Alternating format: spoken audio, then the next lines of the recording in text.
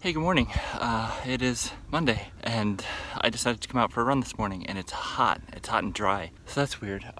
Yeah, like my tongue feels dry, which is never happens. She is up in Oregon this morning, and I don't know, I woke up this morning thinking about her. She was on my brain. And I try and do that thing. I try and recognize, all right, I'm thinking about her, and then put it out of my head, but it's hard. You know, she's on a trip we were supposed to be on together. So I will put work into not thinking about it, but I think it's gonna creep in because it's just another like slow separation. When she moves away, it'll be different because that was never a plan we made together, but what she's doing now is a plan we made together and then postponed. Today's a little raw, that's why I came out for a run. I thought, let me just get rid of some of that energy. And it's not bad. I just wanted to say hi. I cut things a little short yesterday. I just went sort of quiet, and yeah, I don't know what today's gonna hold yet, but I just want to say good morning, and I hope your Monday's going well. I'm gonna get back to my run. I'll see you in a bit. So before the light fades too much, I just wanted to say a quick hi. Today has been a little bit quieter of a day. I've been kind of more in my head about things, just trying to process and make sense. I've been reading this book called When Things Fall Apart, and it's not a long book, but it's the kind of thing where you read a little bit and you need to think about it a while, and then you need to read the same thing again and try and make more sense of it. And I apologize for this amazing camera work. It's a lot to think about. And you know, some of it's on the nature of loneliness. like I think one of the chapters is called like loneliness and death, and it's not depressing as it sounds. It's I don't know. I'm reading the book because my therapist makes reference to it a lot, and I want to understand her better. I want to understand her perspective better, and maybe do some of my own work that will help me be better through my own act of will, as opposed to just doing what my therapist tells me. But the things I was reading today were about loneliness, and what I took away from it was a lot of it talks about accepting things for what they are and relaxing into them, and being okay with it, being truly okay. And the one thing I was reading about talked about hope and giving up hope, which is funny to me because that's sort of a conclusion I arrived at much earlier into this process. Hope was the worst thing for me, and it's taken weeks and months to even give up some hope, because for me, hope has been a driving factor in all this. You know, hoping she'd come to her senses, hoping she'd come back, hoping she'd realize what a good person I am, hoping that whatever crazy thoughts were in her head would go away, hoping she'd fight for me, hoping she'd do the work to save this relationship. And where did it get me? Honestly, nowhere. Like, if anything, it set me back. It kept me hanging on. It kept me putting energy into hope, which, while she was separating herself and making her new life, I was still putting energy into hoping for our old life. So just reading different perspectives on hope has been interesting. I need to read it some more because I can't be very eloquent right now, but I just took the day to be more to myself, to see if I could be okay.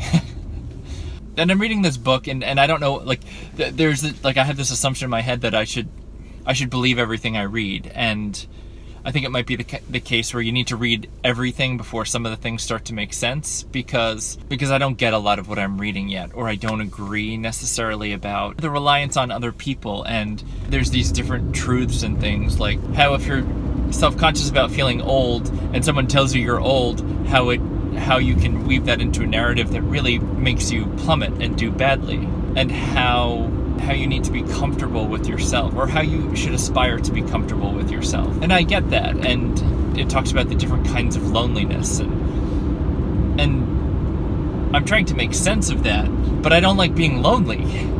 Am I not even on the path towards enlightenment kind of thing, or am I just not open to I don't know. It's just strange to read something that's such a whole philosophy or a whole way of thinking, and as someone who's never read any of it before, make sense of it or apply it to my life. So I think it could be an interesting thing to read and then talk to my therapist about it, maybe at a session where I'm not in a terribly low place. I did read some about transference today because I wanted to understand what transference was, and transference is an unhealthy thing. I think what I'm feeling is I'm not taking the love I felt for my wife and creating some crazy fixation on my therapist. I aspire to have a relationship somewhat like what she gives me. She looks at me like somebody that is listening and cares about me and thinks I'm funny. I can make her laugh.